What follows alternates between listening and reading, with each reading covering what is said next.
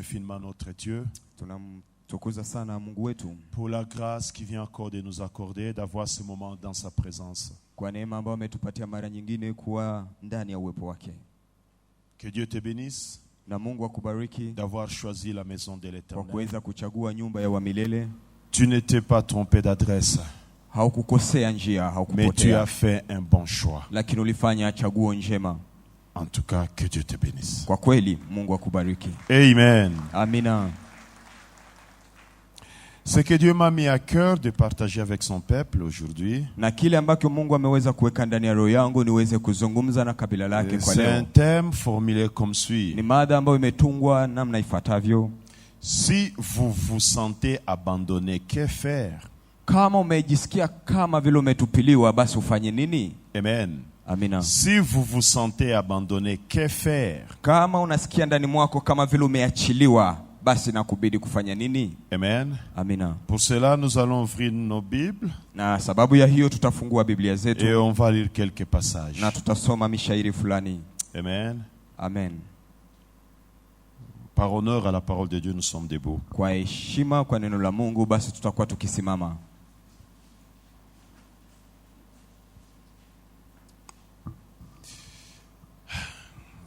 Je devrais lire beaucoup de versets, mais bon, j'en choisis juste quelques-uns. Tulipaswa kufanya usomi wa mashairi nyingi, lakini nitachagua machache.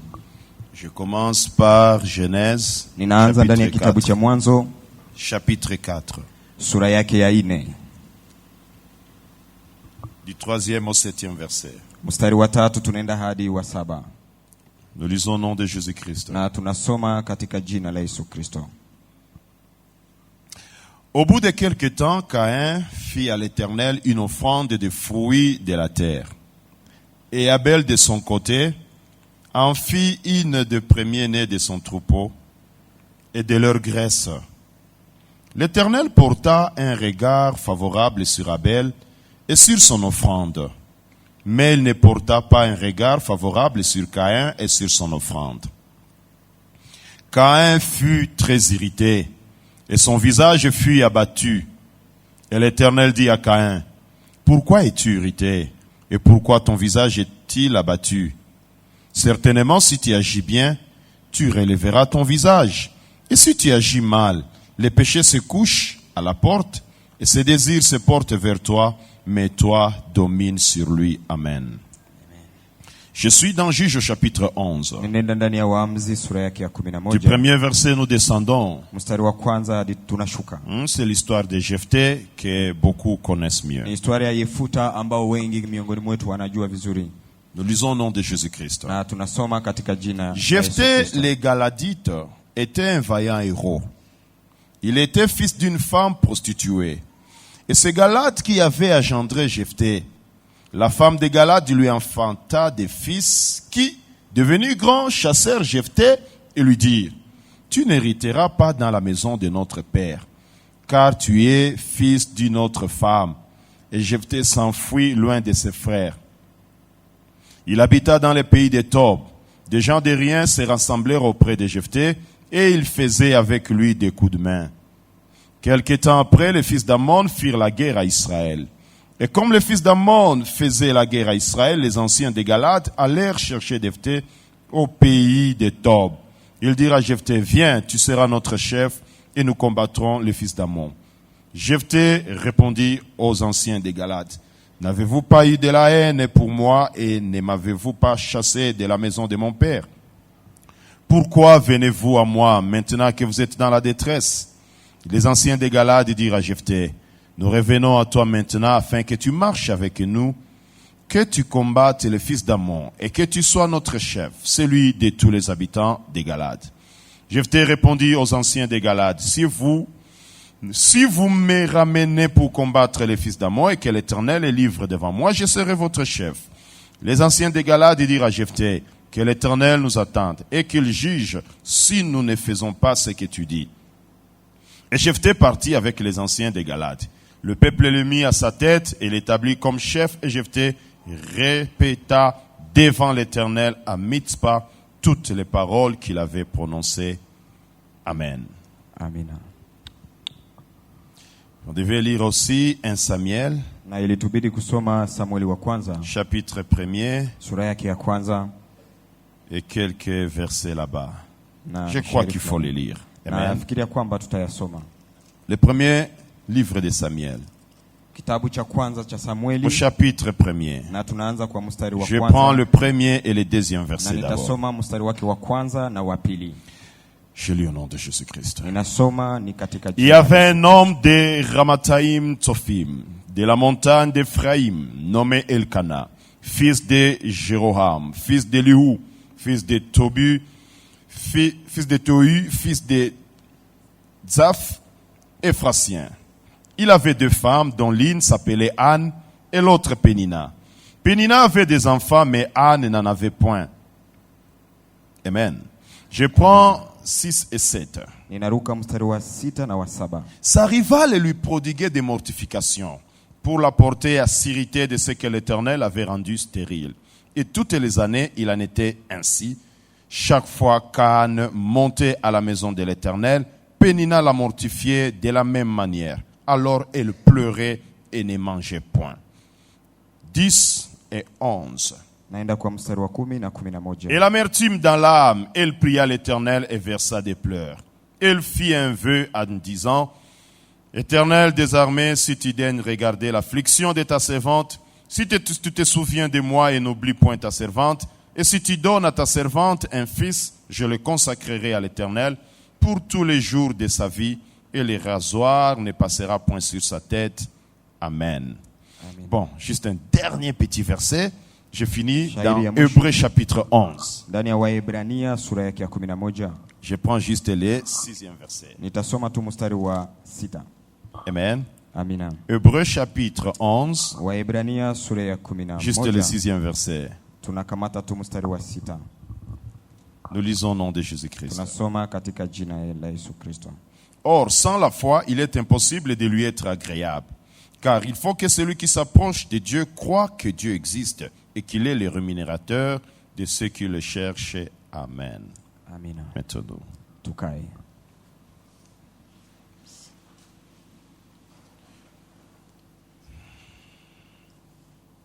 Amen. Amina. Je vais juste parler de ce sujet en 3 points. Ninataka nizungumzie hiyo mada nikitumia nukta 3. Ok, le sujet c'est quand vous vous sentez abandonné. Si vous vous sentez abandonné, Na que faire? mada ilikuwa kusema kama ama ukijisikia ndani mwako kama vile umeachiliwa basi utafanya nini? Amen. Nous allons commencer d'abord dans un premier point à voir l'abandon de Jephthé et d'Anne. Na kwa nukta ya kwanza tutaangalia namna gani Yefta alitupiliwa Na Anna et Na- Anne. na Ana na mama Et Ana. puis nous allons voir les dispositions que ces personnages avaient prises Na tutatazama mipangilizi gani hao watu waliweza kuweka hapo, et après les conséquences de ces dispositions. na tuangalie ni nini litokea kufatana na kile ambao walipangilia. Amen. Amina.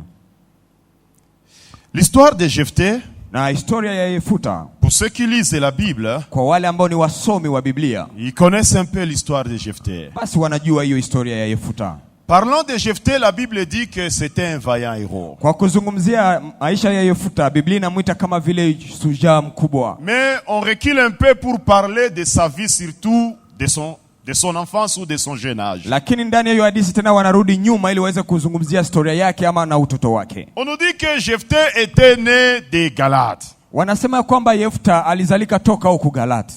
Amen. Amina. C'était son père, Galate, Baba Gilead. yake ndiyo ilikuwa Gileadi. La Bible dit ceci.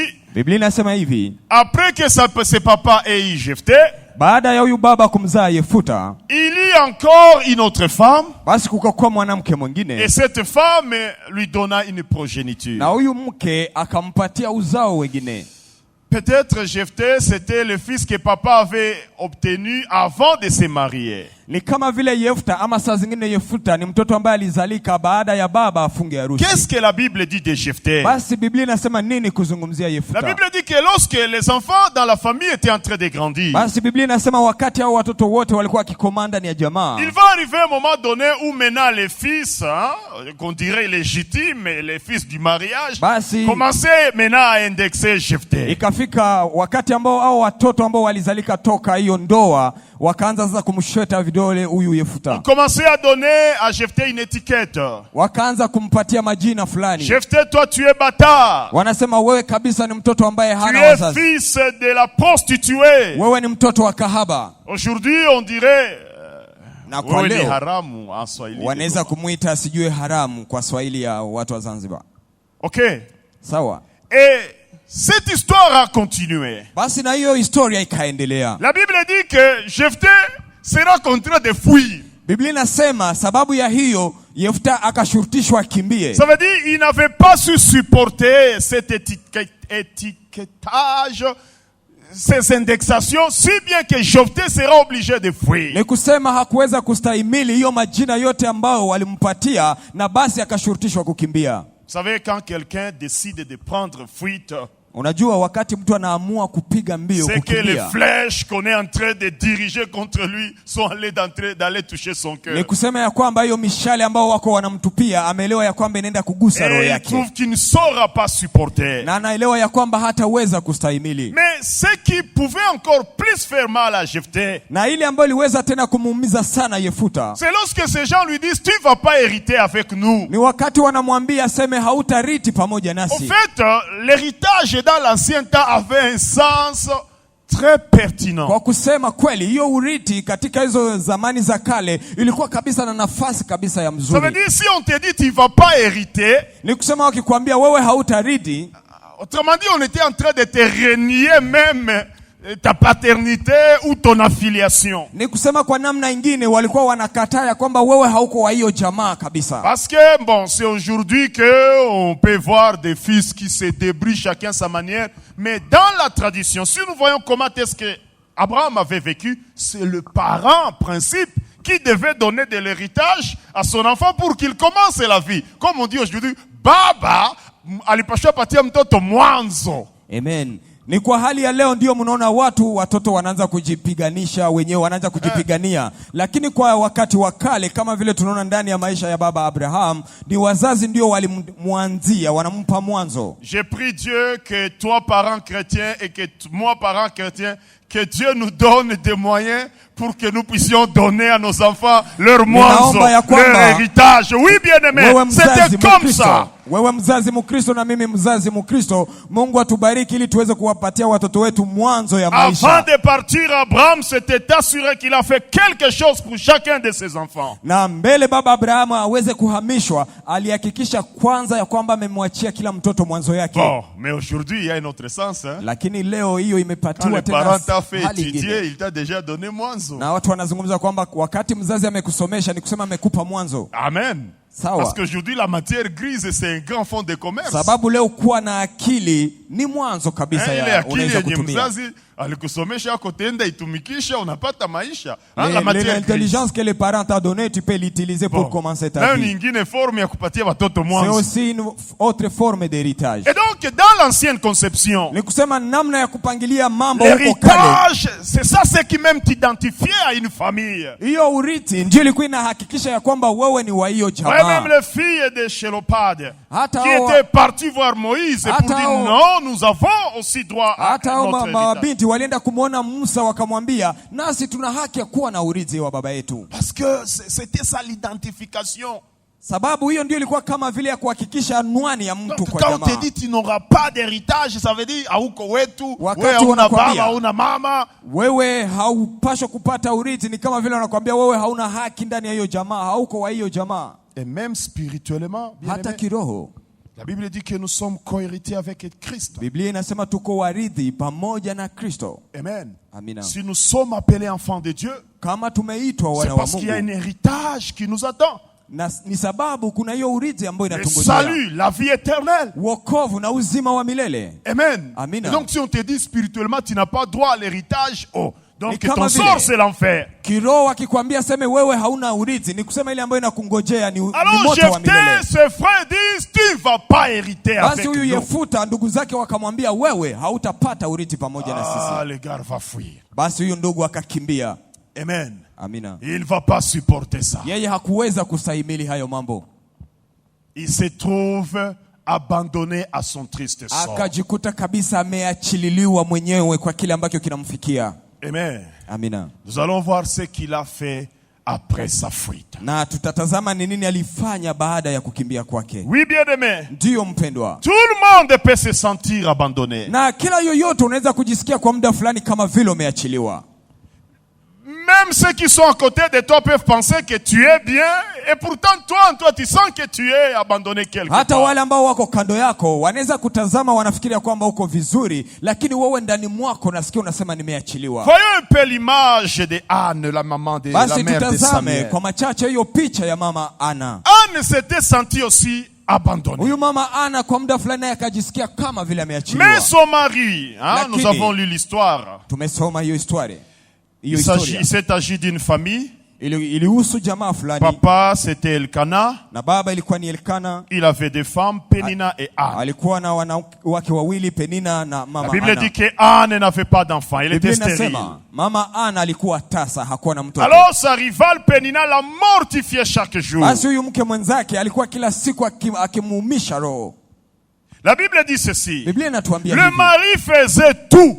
Na huyu mke wake baba Elkana pour consoler Anne. Ili mama Ana aweze Quand il kujisikia devait vizuri. aller au temple, il lui donnait même la double portion na des offrandes. Ilibidi mama Ana aende kanisani, mume wake alimpatia maradufu sehemu ya sadaka. Mais malgré cela, Anne sentait qu'elle est abandonnée à son triste sort. Lakini japokuwa haya yote mama Ana alikuwa anasikia tu kama vile ameachiliwa kabisa. C'est pourquoi j'ai dit, ceux qui sont à côté de toi peuvent penser que ça va et pourtant toi en toi, tu sens réellement que tu es abandonné. Na ndiyo sababu nimesema wale ambao wanakuwa kando wako wanaweza fikiria kwamba mambo yako ni sambamba, lakini wewe ndani mwako unasikia tu umeachiliwa. Et cela peut arriver à tout le monde. Na hiyo inaweza kumfikia kila mtu. Ça peut arriver à la femme. Kinaweza kumfikia mama. Elle se sent vraiment qu'elle est abandonnée. Anajisikia anasema kweli nimeachiliwa. Ça peut arriver au papa. Inaweza kumfikia baba. Ça peut arriver à l'enfant. Inaweza kumfikia hata mtoto. L'enfant comme impression que wapi mie sina nafasi na mtoto anajisikia anasema mie kabisa sione nafasi yangu hapa. Et même ça peut arriver au pasteur, hein? Na inaweza kumfikia hata mchungaji. Oui. Ndio. Anatazama namna gani les gens sont en train de les dribbler. Comment les gens sont en train de désobéir. Namna gani watu hawatii. Il peut leur donner des orientations, wanampita macho. Wanampatia mtu uongozi lakini il voit des attitudes. Anaangalia hali ya il peut sentir que non. Na hapo mchungaji anaweza sema je suis seul. Kweli ninajikuta mwenyewe, nimeachiliwa. Oui, bien-aimé, ça peut arriver à tout le monde. Na inaweza kumfikia kila yoyote. Cela peut arriver, par exemple, lorsque vous avez aussi comme impression, comme chrétien, que vous êtes en train de prier, mais c'est comme si le ciel ne regarde pas vos prières. Na wewe kama vile Mkristo, hiyo inaweza kufikia ni wakati ya kwamba unakuwa ukiomba lakini unasikia kama vile mbingu haziko zinasikia kabisa. Que faire lorsqu'on se sent abandonné? Basi utafanya nini wakati unajisikia kama vile umeachiliwa? Vous êtes un fiancé? Ni wewe ni mchumba ou une fiancée? Uko mchumba. À un moment donné, votre ami vous dit niache. Na kwa muda fulani huyu ambaye ni rafiki yako mchumba wako anasema bwana niachilie. Je dis bien ça peut arriver à tout le monde. Ninasema vizuri inaweza kumfikia izuru. Alors ce que Dieu m'a mis à cœur c'est de dire quand c'est là, quand vous vous sentez abandonné, que faire? Basi kile ambacho Bwana ametia ndani ya roho yangu ni kukuambia wakati hiyo inaweza kukufikia basi utafanya nini? Ah oui, bien-aimé. Parce que si on ne sait pas comment y aller, sababu kama haujui utaenenda je, on peut y laisser sa vie. Unaweza kuta maisha yako inakomeshea hapo. L'histoire de Canaan, na historia ya Kaini na Abeli. Savez-vous que ce qu'on nous présente dans les livres des témoins de Jéhovah, c'est pas ça la réalité. Unajua hizo picha ambao washuhuda wa Yehova kama vile wanavyojiita, hiyo picha ambao wanatuonesha haiko hivyo ndio mambo ilionekana. Kaini hakutowaka matunda ya kuoza. Quand vous lisez ces passages de la Bible, wakati unafanya usomi, il avait aussi donné les prémices de ses récoltes. Naye alitoaka mazao ya kwanza. Ce n'était pas des fruits pourris. Haikukuwaka matunda ya kuoza. OK? Sawa. Mais ce qui va faire que les bas blessent, ce qui va créer problème, c'est le comportement de Caïn lorsqu'il a eu comme impression que lui n'est pas agréé par Dieu. Ni namna ambao Kaini alienenda wakati aliona saa kama yeye hakubaliwe na Mungu. Il a été frustré. akajisikia Il kuogopa, s'est senti comme s'il est laissé seul. akaona kama vile ameachiliwa Et mwenyewe. la manière d'agir de Sasa Caïn, namna yake ya kutenda kwa hiyo c'est ça ce qui avait créé ni problème. hiyo ndio ilimletea shida. Qu'est-ce qui se passe? Basi ni nini ilitoka? Connaissons l'histoire de nos premiers parents. Tunajua historia ya hao wazao wetu wa kwanza, Après avoir été chassés des jardins, du jardin d'Éden, wakishafukuzwa ndani ya bustani la Edeni. la Bible dit Adam connut Ève. Biblia inasema kwamba Adamu akamjua Ils Eva, engendraient Caïn, après Caïn, Abel. na wakazaa watoto Kaini wa kwanza na Abeli La Bible dit wakafuatilia. ces enfants vont grandir. Biblia inasema hao watoto Et on wakakoma, m'a donné, hein, Abel était berger, Caïn était na cultivateur. Biblia inasema kwa muda fulani Abeli alikuwa mchunga kondoo Il va na arriver Kaini alikuwa qu'Abel mlimaji. décide de donner une offrande, un sacrifice à Dieu. Na ikafika wakati ambao Abeli aliona heri aweze kutoa sadaka kwa Mungu, zabihu, Caïn va aussi vouloir faire de même. na Kaini naye akapenda afanye hivyo. Le problème qui était ici, c'était seulement le problème de la révélation. Shida ambayo ilikuwa hapa ilikuwa natokana na namna kila mmoja aliweza kufunuliwa. Dieu, Mungu dans l'Ancien Testament, ndani ya Agano la il Kale aimait la viande, alikuwa anapendaka nyama, il aimait la graisse. alikuwa anapenda mafuta. Lévitique chapitre 3. Levitiki sura yake ya Voilà où 3. sura yake ya tatu. Walawi sura yake ya 3. Dieu aimait la graisse. Mungu alikuwa anapenda nyama Quand on sana, devait lui offrir, na wakati ilibidi kumtolea il zabihu, réclamait cette partie-là. yeye alikuwa anapenda aombe hii nyama ya mafuta kabisa, Mafuta yote ninakuwa kutumbutumbu. ile mafuta yote ambayo inakuwaka Ile mafuta yote ninakuwa kumafuta kumafafa, kumaini. kumaini. La Bible dit ceci. Biblia inasema hivi, 3 à partir du premier verset. unaanzia kwenye Lorsque mstari wa quelqu'un kwanza. offrira à l'Éternel un sacrifice d'action de grâce, Na wakati mtu atamtolea Mungu sadaka za shukrani, s'il offre du gros bétail mâle ou femelle, akatoa sijue ufugo kubwa ama il ndogo, offrira sans défaut devant l'Éternel. ataitoa isiyokuwa na najisi mbele za Il Mungu, posera la main sur la tête de la victime qu'il égorgera. na ataweka mkono wake kwenye kichwa ya hiyo nyama ambayo atakuwa anaua Et anatoa cela à sadaka. l'entrée de la tente d'assignation. Hapa atakuwa akiingia kwenye hema la Et kukutania, les sacrificateurs fils d'Aaron répandront le sang sur l'autel tout autour. 3. De Tatu. ces sacrifices d'action de grâce, na hiyo kwa kutoa sadaka za il offrira un kuteketea, sacrifice consumé par le feu devant atatoa l'Éternel. sadaka ambayo imechomwa na moto mbele za La Bwana, graisse qui couvre les entrailles na hiyo mafuta ambayo inafunika hiyo et utumbutumbu, toute celle qui y est attachée. na hiyo yote mafuta yote ambayo inabana Les kutumbutumbu, deux rognons et la graisse qui les entoure. hiyo mafuta yote kabisa ambayo inazunguka Bon, hizo nyama si vous zote. voulez, vous pouvez continuer. Na ukitaka unaweza endelesha usoni. Dieu, quand tu veux lui offrir, il aime la viande, la graisse. Maintenant, le Mungu, problème, c'était la révélation. wakati unataka kumtolea Mungu anapenda umtolee nyama yenye najaa mafuta kabisa, na hapo shida ilikuwa ni nini? Ni ufunuo. Abel, lui, il est révélé.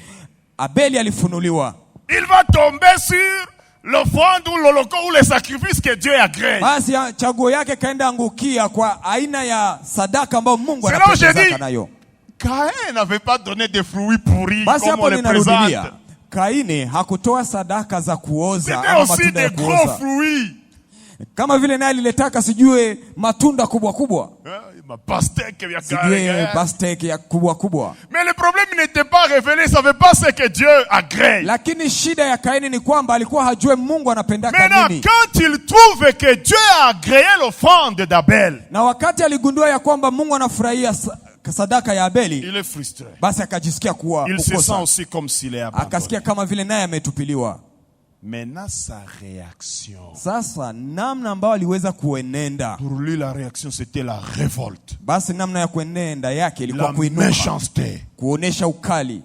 Ah, j'aime un film, et là, on le montre, il est en train de faire comme ça.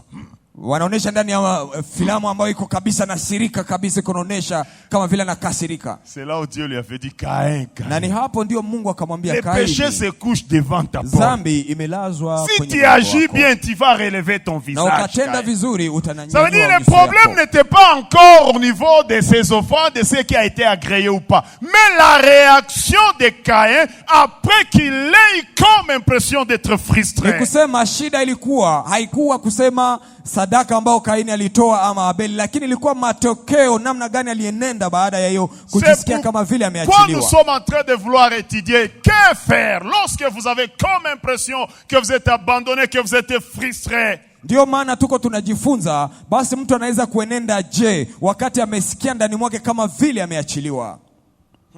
Vous savez, le problème de Judas, c'était quoi? Unajua shida ya Yuda ilikuwa ni gani? Judas était frustré. Huyu Yuda alijisikia kabisa kupoteza msimamo. Il semble que tous les apôtres venaient de Galilée, mais lui venait de Kériote. Ni kama vile mitume wote walitoka Galilea, lakini yeye alitoka Gilioni. Mais la manière de gérer sa frustration, Na hali yake ya kuweza kuenenda ndani ya hiyo kujisikia kama il vile décide ameachiliwa, d'aller maintenant kwenda kumhusisha Bwana.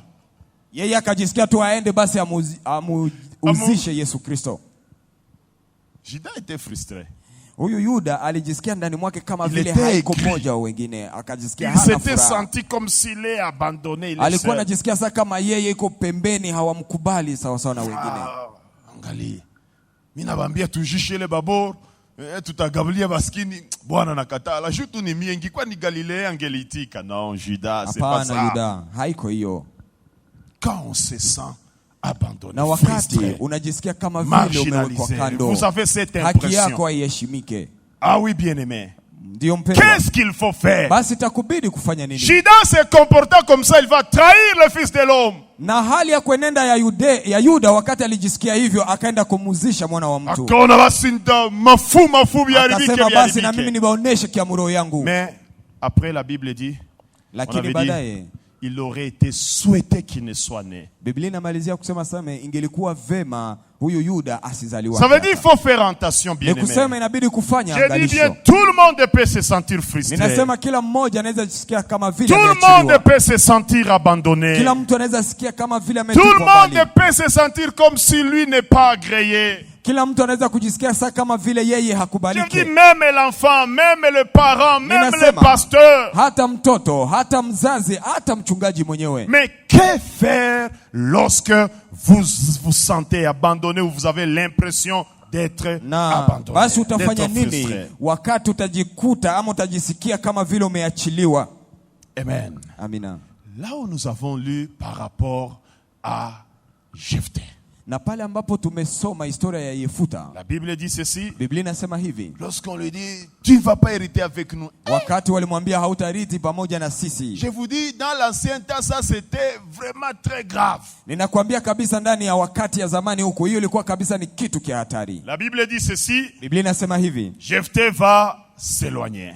Yefta akakimbia akajiweka kando. Et là où Jephthé va fuir, Na kule ambapo Yefta alikimbilia, je vais un peu résumer ce que Jephthé avait fait. basi nitaweka kwa machache hiyo ambayo Yefta aliweza kufanya. Jephthé, là où il est parti, il a travaillé durement. Yefta kule ambao alikimbiliaka alitumikaka sana kwa Hakwendaka nguvu. lala busingisi. Hakwendaka kusinzia huko. Aliendaka Il est tumika. parti travailler durement. La Bible dit ceci. Na Biblia inasema hivi, Il va aller se retirer vers Tob. akaenda huko kwenye Tobu. Et la Bible dit il y a des gens de rien du tout qui vont aller se Na kulikuwa rassembler, se watu wengine réunir à ambao lui. walikuwa kabisa hawaheshimiki, wakaenda Ils vont kukusanyika commencer à pamoja faire naye. des entraînements. Na wakaanza kabisa kufanya mafunzo. Hein? C'est ça que la Ndio, Bible dit. ndio ile ambayo Biblia Jusqu'à ce inasema. que Jephthé va avoir un groupe. Aujourd'hui, on pouvait dire un groupe armé. Ni kusema kama vile ikafika muda ambao Yefuta akajikuta na kikundi, kama kwa leo tunasema kikundi kia wanajeshi. Amen. Amina. Je vais dire ceci à quelqu'un. Ninataka kumwambia mtu hivi. Je vous dis, ça pourra vous arriver d'une manière ou d'une autre. Ninasema inaweza kukufikia kwa hali fulani ama ingine. Ça peut être dans le foyer. Inaweza kuwa ndani ya unyumba wako. Tu es parent, à un moment donné, tu as comme impression que les enfants ne t'écoutent pas, Wewe ne te uko comprennent mzazi pas. unasikia ndani mwako kama vile watoto hawakusikie Tu tena. as comme impression que ton mari ne te comprend pas. Unasikia sasa kama vile mume wako Tu as comme hakusikie impression tena. que ton épouse ne te comprend pas. Unasikia kama vile mke wako hakusikie tena. C'est vrai, je vous dis, ça peut arriver à tout le monde. Ninakwambia ni kweli, hiyo jambo linaweza kumfikia Voilà kila mtu. maintenant l'exemple de Jephthé. Sasa tazameni sijui hiyo mfano wa Lui, quand il Yefuta. se sent abandonné, il se sent rejeté, stigmatisé, qu'est-ce qu'il fait? Amejisikia kuachiliwa, kutupwa Il va mbali, haki aller zake travailler haziheshimiki. durement. Basi Yefuta akawahi kwenda kutumika kwa nguvu. Kenda bosser dur. Alienda tumika kabisa kwa nguvu. Amen. Amina. Travailler dur, ça peut représenter quoi? Basi hiyo kwenda kutumika sana kwa nguvu inaweza kumaanisha nini? Sur le plan spirituel, Kwa hali ya kiroho ça veut dire ni kusema aller chercher la face de Dieu. ni kwenda kutafuta uso wa Bwana. Amen. Amina. Oui, bien-aimé. Ndio mpendwa. Tu es fiancé? Wewe ni mchumba. À un moment donné, Kwa ton muda ami fulani te jette ou huyu te rafiki dit, yako moi je ne sais plus avancer. anakuambia bwana mimi sitaweza tena Au kusonga lieu mbele na de te wewe. révolter, Pahali ya wewe au lieu kuinuka, de dire, moi, en tout cas, nami basi na Mungu mina mwacha pahali sitafuta. useme Va mie basi travailler durement. na hivi ya Mungu na mimi nabiacha bwana. Va chercher la face de Dieu. Nenda utumike kwa nguvu, inamaanisha kwenda kutafuta uso wa Bwana. Oui, bien-aimé. Ndio mpendwa. Nous voyons ce que Anne avait fait. Tunatazama hiyo ambayo mama Ana La Bible akafanya. dit que Anne, sa rivale, la mortifiait chaque jour. Biblia inasema ya kwamba mama Ana, huyu mke mwenzake, alikuwa kabisa anamvunja moyo kila siku. Et la Bible dit qu'elle allait pleurer devant Na l'Éternel. Biblia inasema mama Ana alikuwa anaenda kulia mbele za Bwana. Oui, bien-aimé. Ndio mpendwa. La manière d'Anne de travailler durement, c'était de multiplier la prière et d'aller pleurer devant Hali Dieu. ya mama Ana ya kwenda kutumika kwa nguvu ilikuwa kuzidisha maombi na kwenda kulia mbele za Bwana. Oui, bien-aimé. Ndio mpendwa. Vous pouvez traverser un moment donné où vous vous sentez comme si Unaweza kupita kipindi mbingu iko fulani naniona ama hapana. kisha unasema je, huyu mke wangu iko naniona na Mbingu. mbingu zinaniona Tu ama as comme hapana? impression que tu es dans la solitude. Unakuwa kama vile kabisa uko mwenyewe. Travailler dur, premièrement, veut dire rechercher la face de Dieu. Basi utaenda kutumika nguvu, na inamaanisha ya kwamba kwanza ni kutafuta uso wa Bwana. Multiplier la vie de prière. Zidisha kabisa hiyo maisha yako ya maombi. Amen. Amina. Surtout, l'exemple que j'aime, c'est l'exemple des fiancés. Na zaidi sana mfano ambao ninapendeza nayo ni hiyo mfano ya wachumba. Au lieu de rester avec une douleur qui te ronge Bali dans le uendelee cœur, kubakia na kitu ambacho kinakuumiza fais ndani ya comme roho maman yako. Anne. Wewe fanya kama Multiplie vile le mama temps de Ana. prière. Zidisha Si muda tu zako wa maombi. avais un programme de prière 1 heure par jour, commence à prier des heures. Kama ulikuwa na mpango wa kuomba saa Commence à moja kwa prier siku, 3 omba heures saa par mbili. jour. Sijue mara Même tatu en mara cours nne de kwa siku. route, sois toujours en l'état de Hata prière. njiani ukwe kabisa uko ndani ya hali ya maombi. Oui, bien-aimé. Ndiyo mpendwa. Travailler dur sur le plan spirituel. Kutumika kwa nguvu kwa hali ya kiroho. Travailler dur Tumika nguvu veut dire kabisa. s'offrir davantage à Ni Dieu. kusema unajitoa tena zaidi kwa Mungu. Si tu as un ministère, Kama unakuwa na huduma, tu le fais encore avec eux. unaifanya tena Tu pamoja na roho t'offres yako encore yote. davantage à Dieu. Unatumika tena sana kabisa kwa ajili ya Mungu. Oui, bien-aimé. Ndiyo mpendwa. Jephthé ne va pas croiser les bras. Yefuta hakuenda kupachika mikono, hapana. Jephthé va à la recherche de la face de Dieu. Yefuta alienda kutafuta uso wa Bwana. Il va commencer à faire des entraînements. Akaanza kufanya kabisa mazoezi Là où il était. kule Et ambapo des alikuwa gens vont se alikimbilia, regrouper auprès de na lui. watu kabisa wakamjia. Travailler dur, bien-aimé, Tumika nguvu mpendwa, veut dire éviter la paresse. ni kuepuka uvivu. Oui. Ndio, Vous savez, unajua j'étais en conversation avec quelqu'un hier nilifurahia wakati fulani nilikuwa na mazungumzo na mtu qui fulani a dit ceci: ambaye aliniambia hivi, un chrétien doit être un bosseur, un travailleur. Mkristo alipashwa kwa mtu ambaye Si anatumika tu kwa n'aimes nguvu. pas le travail, Kama tu wewe as Mkristo renié la foi chrétienne. haupendake tumika, manake umekataa imani ya Kikristo. J'étais d'accord avec cette personne. Mimi nikakubaliana na huyu Ah mtu. oui. Ndio, Travailler dur veut dire faire davantage ce que tu as à faire. ni kutumika nguvu ni kusema nini? Ufanye zaidi, ufanye maradufu kile ambacho ulialikwa À la kufanya. maison, tu as des tâches. Nyumbani unakuwa na kazi. Travailler dur, c'est aussi s'occuper comme il se doit de ces tâches-là. Kutumika kwa nguvu ni kuweza kusumbukia hizo La kazi Bible kabisa. dit que celui qui ne travaille ne mange non plus. Biblia inasema na yule ambaye hatumike asile. Oui, bien-aimé. Ndio mpendwa. Nous sommes un enfant de Dieu, doit aimer le travail. Tuko mwana wa Mungu anapaswa kupenda kazi. Et la paresse est diabolique. Na uvivu inatoka kwa shetani. Quand quelqu'un pense que le bonheur c'est aller dormir et que tout le monde fasse tout pour lui, c'est diabolique. Kama mtu anaweza fikiria kwamba uheri ni kwenda kulala na wengine ndio waweze kufanya kazi, hiyo ni hali ya kishetani. Cela est vrai, bien-aimé. Na hiyo ni kweli mpendwa. Il faut travailler dur. Inakubidi kutumika kwa nguvu. Mais ici, nous devons aussi intégrer une notion. Ni kweli tunaweza kupata vile vile kuingia ndani ya somo Le fulani. travail n'est pas seulement celui qui te procure de l'argent immédiatement. Kazi haiko ile tu ambayo inakulipaka pale pale. Tu peux travailler durement. Unaweza tumika kwa nguvu. Maintenant là, apparemment c'est comme si tu ne gagnes rien. Na wakati unatumika pale pale inaonekana Mais kama le Dieu upate qui kitu. est le rémunérateur de ceux qui le cherchent, Lakini Mungu ambaye analipaka kila il yeyote est en train de te anayemtafuta. payer et d'alimenter ton compte. Iko anakulipa akiweka ndani ya Il hazina va zako. arriver un moment donné Na itafika muda fulani où Dieu te permettra maintenant de toucher dans ce qui est ambao dans ce Mungu compte. atakuruhusu sasa uweze kugusa ndani ya hiyo akiba ambayo alikuwa anakufanyia. Jeunesse, vous m'entendez? Sijui vijana mnanisikia? Amen. Amen. Amen. Amina. Travaillez dur. Tumika kwa nguvu. Bana kwa tunabaki huko napita pita. Usikuwe tu mtu ambao unakuwa tu unazunguka mjini. Par exemple, quand tu fais la technique à l'église, Kwa mfano wakati unaosumbukia vyombo hapa ndani ya kanisa, tu es en train de travailler. huku unatumika.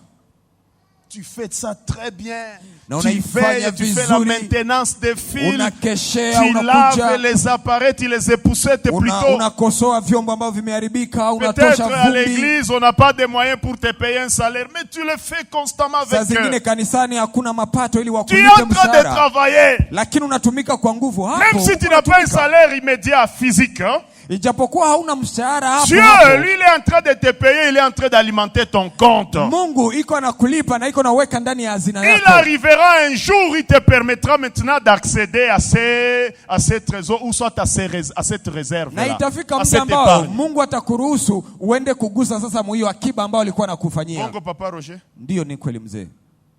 Ndio. Quand nous parlons de l'esprit du travail, ça doit d'abord nous caractériser. Na wakati tunazungumzia roho ya kazi, inapaswa kuwa kwanza ndio hali yetu. Quand tu faisais la technique ici à l'église, Wakati nilikuwa nafanya sijui n'est-ce pas kukesha que tu vyombo, prenais cela comme travail? sio kwamba ulikuwa nikamata kama kazi. Même si on te donnait rien à Hata l'église, kama hiyo peut-être. muda kanisani walikuwa wakupe lolote ya Mais kugusika. toi, tu sais que je suis en train de travailler et tu te comportes comme quelqu'un qui est en train de travailler. Lakini wewe ulikuwa unajua ya kwamba unatumika na unaenenda sawa mtu ambaye anajua ya kwamba anatumika. Amen. Amina. Nous disons, Jephthé n'était pas parti dormir sur les lauriers. Tunasema Yefuta hakuenda kulalia masikio yake Il est ama parti uso wake. travailler. Lakini alienda kutumika. Ce que vous avez à faire, faites-le très bien. Kile ambacho umealikwa kufanya kifanye vizuri. Vous cherchez la face de Dieu. Unatafuta uso wa Bwana.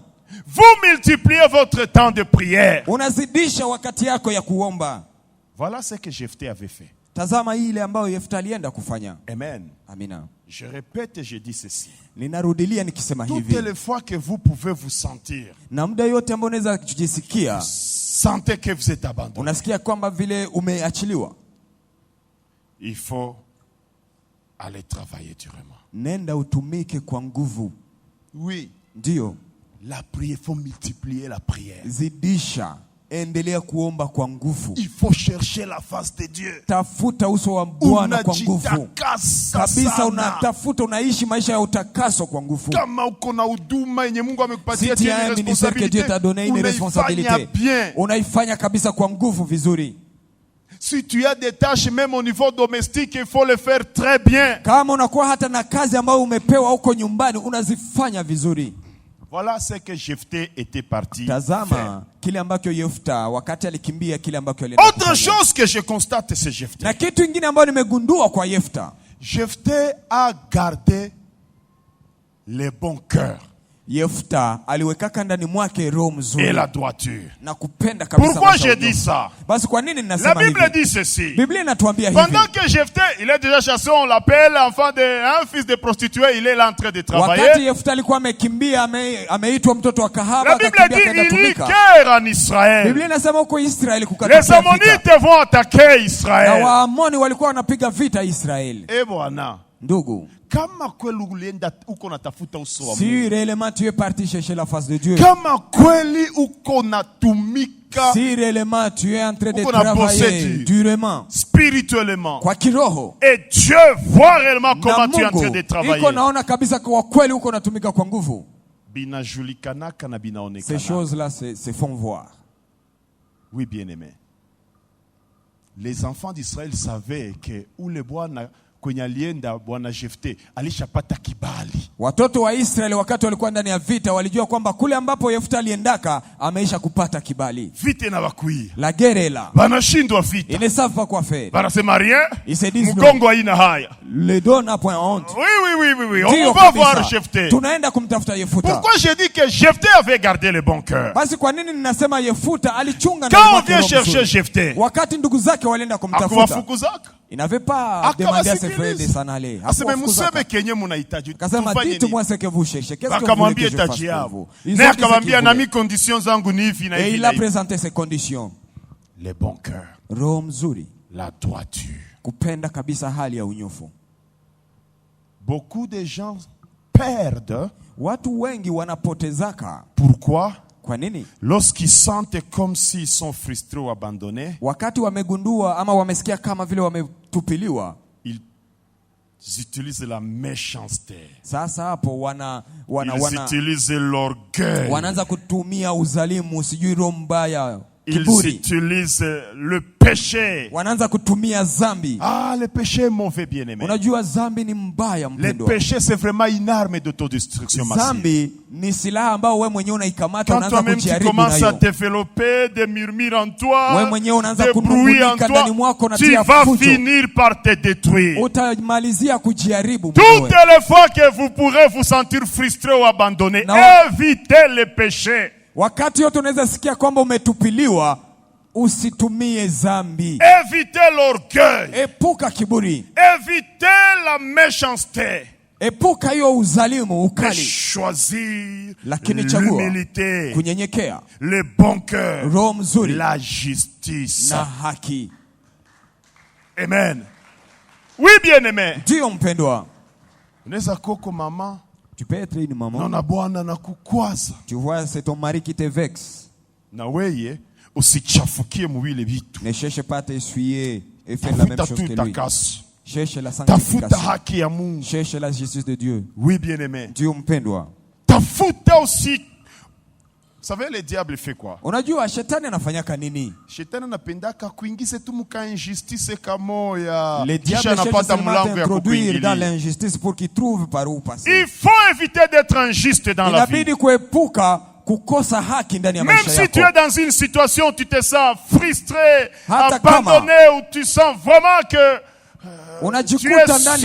unajikuta ndani ya tukio ambao haupate namna ya kuenenda, unakutana kama vile umetupiliwa mbali. Il faut éviter l'injustice. Usitumie ukosefu wa haki. La Bible dit malheur à toi qui appelle mal bien et bien mal. Biblia inasema ole kwa yule ambaye anaitaka mabaya kuwa mazuri na mazuri kuwa mabaya. La Bible dit quand tu seras capable de séparer ce qui est vil de ce qui est précieux, tu seras comme la bouche de l'Éternel. Biblia inasema kwamba wakati utafika kiwango ya kutofautisha mema na mabaya, utakuwa kama Jefte pouvait se révolter. Basi Yefta angeliweza kuinuka. Comme il était déjà dans la position de force, angiba kimbizaka limoya na watukana. Na kama vile alikuwa ishakuwa na msimamo wa nguvu, angeliwaambiaka mutoke. Dieu ne pouvait pas le venger ou plaider sa cause. Na Mungu hangeliwezaka kumtetea. Mais Jefte choisit la droiture même dans cet état où il se sent abandonné. Lakini Yefta akachagua haki hata akiwa ndani ya hiyo hali ambayo alitupiliwa. Il choisit un jugement vrai et juste. Akachagua uamuzi ambao ni ya haki kabisa. Ce que j'aime encore chez Jefte. Na kile ambacho ninapenda tena ndani ya Yefuta. La Bible dit là au 12e verset de ce même chapitre. Qu'il va partir devant l'Éternel pour aller répéter les mêmes paroles qu'il avait dit aux enfants de Galate. Biblia inasema akaenda mbele za Bwana akarudilia hizo sijue mikataba ambayo alipatia watoto wa Galati. Oui, bien-aimé. Ndio mpendwa. On y va toujours avec Dieu. Wakati unatembea na Mungu, je dis, et dans ce temps-là où vous sentez comme si vous êtes abandonné, ndani ya hiyo muda ambao unasikia umetupiliwa, il faut faire une coalition avec Dieu. Weye kamata Mungu kwa kabisa wako wa karibu. Ne fais pas tes histoires toi seul. Usifanye mambo yako mwenyewe. Associe toujours Dieu. Kamata Mungu awe pamoja na wewe ndani ya kile ambacho uko unafanya. Offre-toi à Dieu. Ujitoe kwa Mungu. Oui, bien-aimé. Dieu mpendwa. Nous voyons ce qu'Anna va aussi faire dans ce moment d'abandon. Nini ambao mama Ana alifanya wakati naye alijikuta ametupiliwa? La Bible dit elle allait pleurer devant Dieu. Biblia inasema ya kwamba alienda kulia mbele za Mungu. Chaque jour elle allait prier devant l'arche, devant l'autel de l'Éternel. Kulia mbele ya madhabahu ya Bwana. Et au-delà de cela, elle va faire un vœu. na zaidi ya hiyo akafanya agano, ahadi kwa alliance, Mungu. cette coalition avec Basi Dieu. ilikuwa kama vile kabisa agano ambao anafanya Elle na dit, Mungu. Seigneur, Anasema, Bwana, si tu me donnes un enfant, ukinipa mtoto, je fais un vœu, ninafanya je hazina te kabisa, retournerai cet enfant. nitakurudishiaka huyu mtoto. Oui, bien-aimé. Ndio mpendwa, Dans ce moment-là difficile, ndani ya hiyo wakati ambao ni cherche à ngumu faire kwako, coalition avec Dieu. kamata Mungu akwe Fais pamoja na même un wewe, engagement devant Dieu. na ukamate agano fulani mbele za Mungu. Amen. Amina. Ambia Bwana, Dito Seigneur, Bwana ni Dieu comme ça. Bwana viens à mon secours. Je travaillerai pour toi toute ma vie, Seigneur. Nitakutumikia maisha yangu yote Nipanguze Bwana. machozi Bwana. Nipanguze swimwa lila. Nigombanie na kunishindia Bwana. Kuya unipiganie Bwana. Je m'engage, Seigneur, Nina kabisa que kamata je msimamo. t'honorerai toujours, je t'honorerai. Nitakuheshimisha siku zote. Amen. Amina. Voilà ce que Anne va faire. Tazama kile ambacho Il mama dit, anafanya. Seigneur, Akasema, Je Bwana, suis chaque fois mortifié. kila siku ninavunjwa Donne-moi moyo. l'enfant Nipatie mtoto et je te le na retournerai. mimi nitamkutolea Elle va tena. faire un vœu. Na akafanya agano, ahadi Jephthé akapatia lui Mungu. aussi. Yefuta naye Il était parti au temple pour aller citer tout ce qu'il venait de dire, tous ses engagements. Il était parti associer Dieu à cela. akaenda hekaluni na akasema mbele za Bwana hizo sijue misimamo yote ambayo alikuwa amekamata. Amen. Amina. Ça veut dire, bien-aimé, Ni kusema mpendwa, si vous sentez que vous êtes abandonné, ukisikia kama vile umetupiliwa, cherche à faire coalition avec Dieu. tafuta ya kwamba uende pamoja na Mungu. Offre-toi à Dieu. Ujitoe kwa Mungu. Fais un vœu à l'Éternel. Fanya agano kwa Bwana. Fais un vœu à l'Éternel. Fanya agano, Prends toa un naziri. engagement devant Dieu. Kamata msimamo fulani mbele za Mungu. Oui, bien-aimé. Ndio mpendwa. Voilà ce que Jephthé avait fait. Na ni hiyo ndiyo Yefuta aliwezaka kufanya. Et cela va m'amener tout droit Na hiyo kabisa inanibeba à voir les conséquences de ces dispositions que Jephthé avait prises. tuweze kuangalia ni nini litokea sawasawa na hiyo misimamo ambayo Yefuta aliwezaka kupanga. Amen. Amina. La Bible dit ceci. Biblia inaniambia hivi. Dans Jérémie chapitre 23, Ndani ya Yeremia sura ya 29 verset 13. mstari wa 13. La Bible dit ceci. Biblia inasema hivi. Si vous cherchez l'Éternel, Ukimtafuta Dieu est Bwana, en train de dire, si vous me cherchez, Bwana mwenyewe yuko anasema je me ukinitafuta ferai trouver par vous. nitafanya ya kwamba unipate. Si vous me cherchez, Ukinitafuta je me ferai trouver par vous. mimi nitajifunua kwako. Oui, bien-aimé. Ndio mpendwa. Toutes les fois que vous pouvez sentir que vous êtes abandonné à votre triste Na sort, muda ambao unaweza kujisikia saa vile donc si vous umeachiliwa. vous livrez à la recherche de l'Éternel, Ukijitoa kumtafuta Bwana, vous cherchez la face de Dieu unatafuta uso wa Mungu avec cœur, âme pamoja na roho, et conscience. nafsi kabisa na dhamiri zako, L'Éternel dit, il va se faire trouver par vous. na Mungu atasababisha kwamba umupate. Le travail de Jephthé a payé. Na hiyo kazi ya Yefuta ilimalizia kumulipa. La main de l'Éternel sera avec Jephthé. Na mkono wa Bwana wa milele ikakuwa pamoja na Yefuta. Et Israël va venir chercher Jephthé. Na Yerusalemu ikakuja kutafuta Yefuta. Amen. Amina. Parce que si on cherche la face de Dieu, Sababu au kama vrai mtu sens du anatafuta uso wa Mungu Dieu kwa haki se na kweli, fera trouver par vous. Mungu atasababisha La kwamba main de umupate. Dieu sera avec vous. Na mkono wa Bwana utakuwa pamoja na wewe. Amen. Mais quand vous vous révoltez, Lakini wakati unainuka, quand vous choisissez l'orgueil et la méchanceté, wakati unachagua kiburi na uzalimu, tu dis, et pour dent pour unasema dent. basi jino kwa jino na jicho kwa Oh, jicho, tu seras en train de t'éloigner de la main de kweli l'Éternel. utakuwa unaenda mbali kabisa na mkono wa Bwana. Oui, bien-aimé. Ndio mpendwa. Je demande à Dieu de parler à un cœur, à une âme. Ninamwomba basi Mungu aweze kuzungumza na roho na nafsi ya mtu Vous mmoja. savez, nous vous parlons des choses que nous avons déjà Unajua, expérimentées. tunawazungumzia mambo ambayo tumewahi kuishi siku moja. Atona kutanika na magumu yaye. Même si tu te trouves dans Ukitafuta n'importe uso quelle wa sorte de Bwana problème, kwa si tu haki cherches na la face de kweli, Dieu, mkono wa Mungu la main de Dieu, unaonekania tu mtu. finiras par voir la main de Dieu. Oui, bien-aimé. Dieu, Parce que mpendwa. Dieu est fidèle. Sababu Mungu Il ni dit, si vous me mwaminifu. cherchez d'un cœur sincère, Anasema ukinitafuta kwa roho ya kweli, je me ferai trouver par vous. nitajifunua kwako. Oui, bien-aimé. Ndio mpendwa. Jephthé aussi avait associé l'Éternel. Yefuta naye akaenda kumtafuta Bwana, akamwalika Bwana ndani ya Anne mambo yake. avait fait un vœu. Mama Ana akafanya naziri. Ça traduit l'offrande, s'offrir à Dieu. Inamaanisha nini? Ni mtu kujitoa kwa Mungu.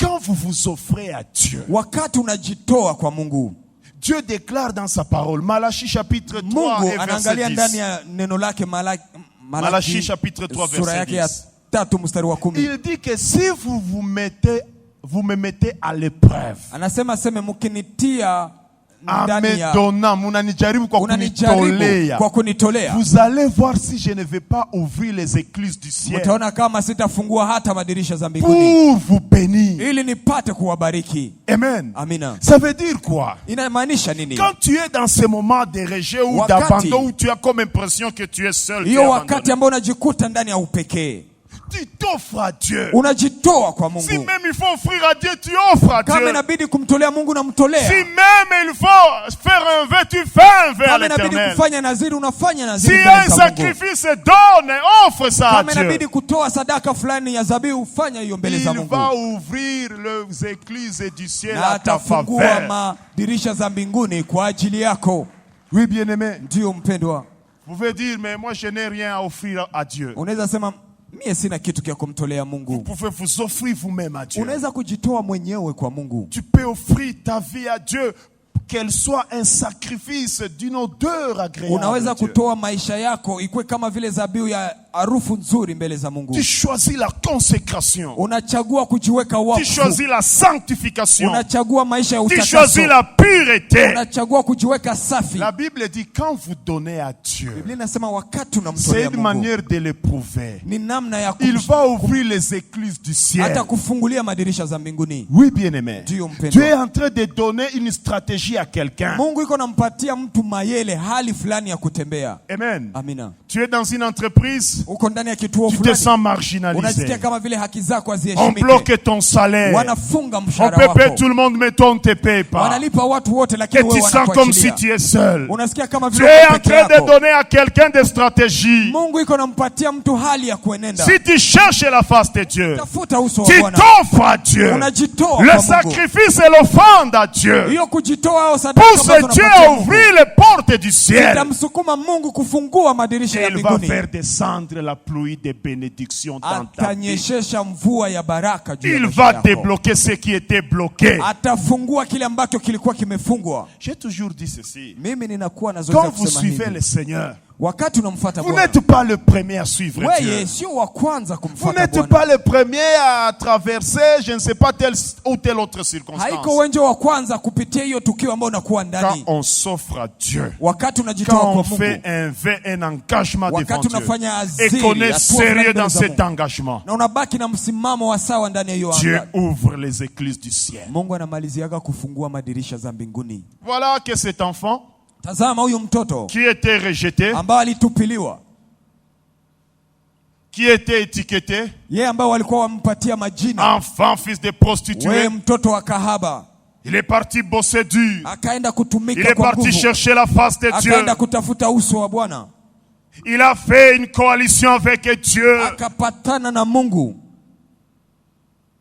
Il a été complice de Dieu. akakubali kutembea pamoja na Mungu, Et Dieu est fidèle à ses na promesses. Mungu ni mwaminifu kwa Tu hali le yote. cherches, tu vas le trouver. Ukamtafuta Tu atajifunua lui donnes, kwako. tu t'offres à lui, il va ouvrir les écluses du Unajitoa ciel. kwake atakufungulia madirisha za mbinguni. Amen. Amina. Ce n'était pas un hasard qu'on aille chercher Jephthé pour qu'il vienne encore être le leader des enfants d'Israël. Ce n'était pas un hasard. Haikuwa jambo la kubahatisha waende wamtafute tena Yefuta ili kuwa kiongozi msimamizi wa hiyo kundi. Et je m'imagine maintenant, Sasa quand ninafikiria Jephthé était de retour, wakati Yefuta alirudi, qu'est-ce qui s'était passé avec cet héritage? basi nini ilitokea kuhusu sasa hiyo urithi? Je crois qu'on lui avait dit, viens, tu auras ta part. Nadhani wakati walienda mtafuta walimwambia kuja utapata hiyo fungo lako ya Non, urithi. non, non, non, non, non, tu vas hériter Kabisa, avec nous. kuya utakuwa mrithi Bien-aimé, pamoja si nasi. tu vas chercher la face de Dieu, Mpendwa, ukikusudia kutafuta uso wa Bwana, tu travailles durement. unatumika kwa nguvu. Tout ce que tu avais perdu, Yote ambayo ulikuwa Dieu va te ulipoteza, le rendre. Mungu anaweza Dieu va kukurudishia. te le Mungu rendre. Tu atayakurudishia. auras ton héritage. Utapata fungo yako ya Tu auras urithi. ta bénédiction. Utapata Tu baraka auras yako. la promesse de Dieu pour toi. Utapata hiyo ahadi ya Mungu kukuhusu. Et qu'est-ce que je dis? Basi na nini ndio ninasema? L'héritage par excellence pour nous, Urithi enfants wa de Dieu. kweli Le kabisa. salut, la vie éternelle. Wokovu na uzima wa milele. Amen. Amina. Je vais chuter en disant ceci. Ninaenda malizia nikisema hivi. Oui, bien-aimé. Ndiyo mpendwa. Je le répète, Ninairudilia. tout le monde peut se trouver Kila dans ce mtu contexte. anaweza kujikuta ndani ya hiyo tukio.